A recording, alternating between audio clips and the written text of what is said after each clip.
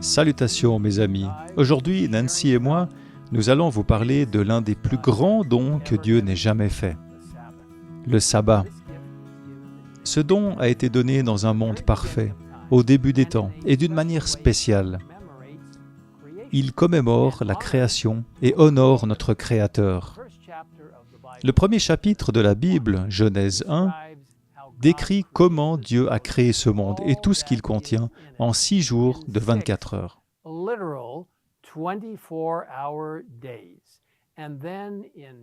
Et puis dans Genèse 2, versets 1 à 3, nous lisons ce qui suit. C'est ainsi que furent terminés le ciel et la terre et toute leur armée. Le 7e jour, Dieu mit un terme à son travail de création. Il se reposa de toute son activité le 7e jour. Dieu bénit le 7e jour et en fit un jour saint, parce que ce jour-là, il se reposa de toute son activité, de tout ce qu'il avait créé. Dieu s'est-il reposé après son œuvre de création parce qu'il était fatigué? Bien sûr que non.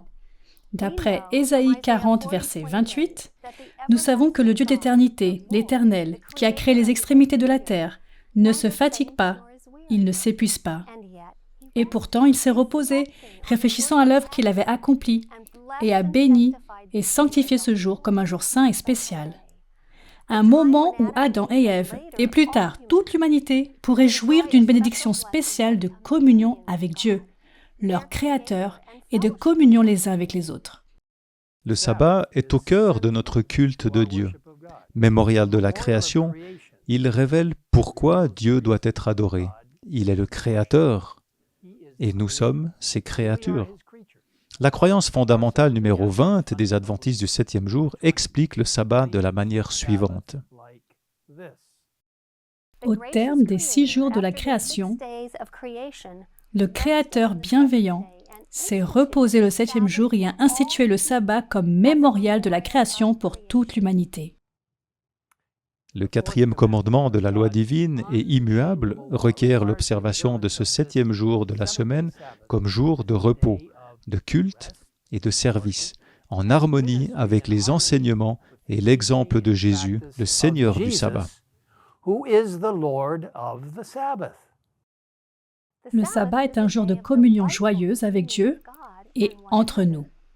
Il est un symbole de notre rédemption en Christ, un signe de notre sanctification, un témoignage de notre fidélité et un avant-goût de notre vie future dans le royaume de Dieu.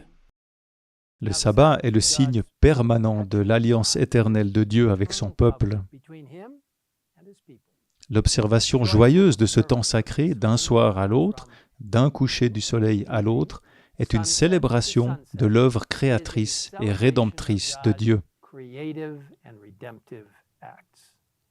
Pour en savoir plus sur cette importante croyance fondamentale et sur ce que la Bible dit du sabbat, vous pouvez consulter le site internet indiqué à l'écran.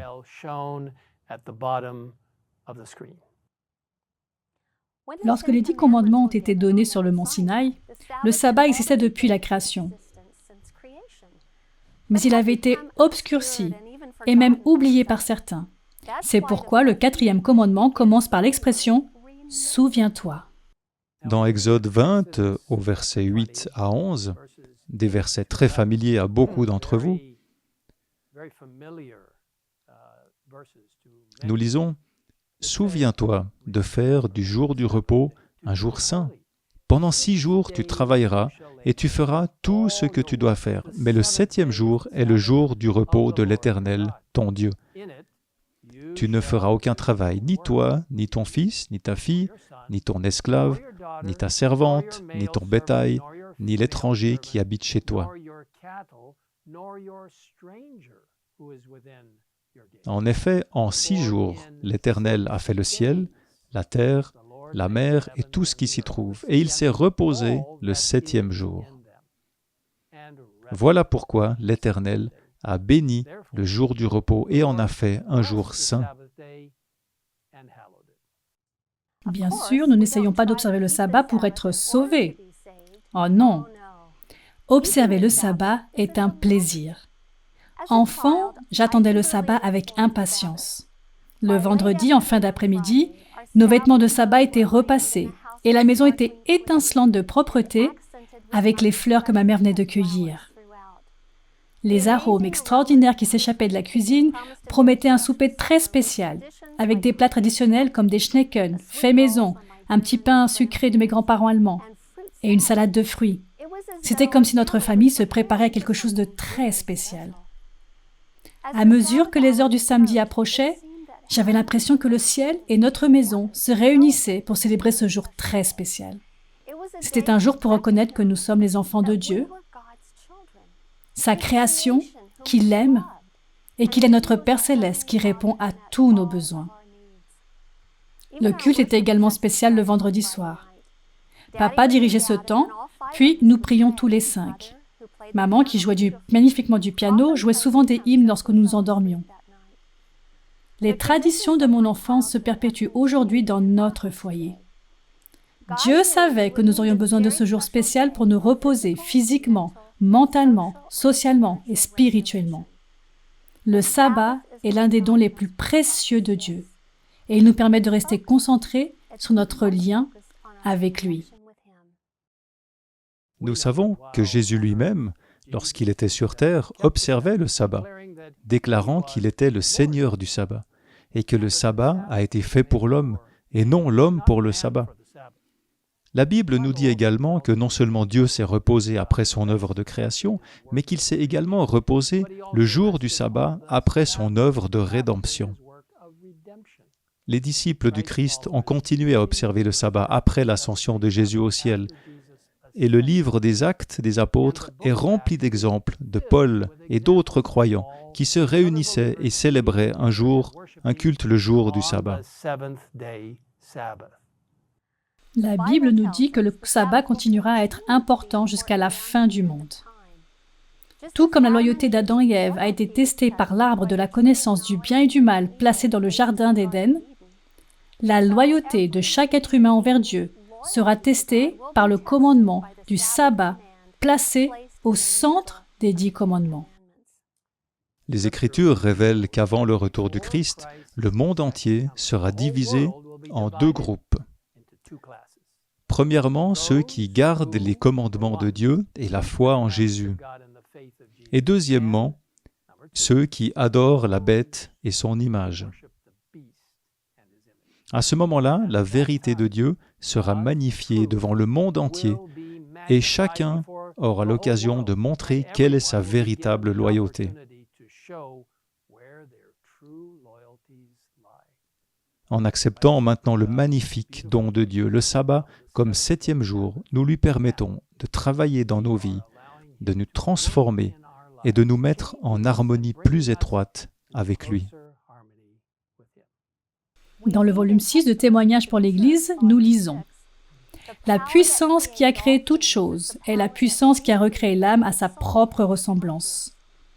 Pour ceux qui sanctifient le jour du sabbat, c'est le signe de la sanctification. La véritable sanctification est l'harmonie avec Dieu, l'unité de caractère avec lui. Elle est obtenue par l'obéissance à ses principes qui sont la transcription de son caractère. Le sabbat est le signe de l'obéissance. Celui qui obéit de tout son cœur au 4e commandement obéira à toute la loi. Il est sanctifié par l'obéissance. Mes chers amis, Dieu nous a fait le merveilleux don du sabbat et de son cher Fils, un don merveilleux, le Christ. Il nous a créés et a donné sa vie pour nous racheter. Il désire passer son jour spécial avec chacun d'entre nous, chaque semaine. Je vous invite à faire l'expérience de la joie qui vous attend le jour spécial de Dieu, le sabbat, le 7e jour.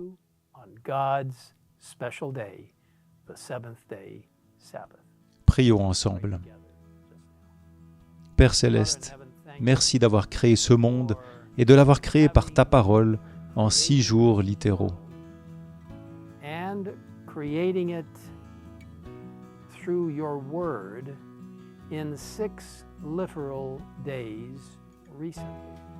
Merci d'être tout-puissant et de pouvoir tout faire. Merci aussi de nous avoir donné l'exemple du repos à travers le sabbat, le 7e jour. Merci parce que ce jour-là, nous pouvons nous reposer et t'adorer en nous souvenant de ce que tu as fait en tant que notre Créateur. Merci de nous avoir écoutés. Accorde-nous un temps spécial lors du prochain sabbat et que tous ceux qui nous regardent et nous écoutent soient connectés avec toi et observent ce précieux don du ciel, le sabbat, le 7e jour. Nous te le demandons au nom de Jésus. Amen.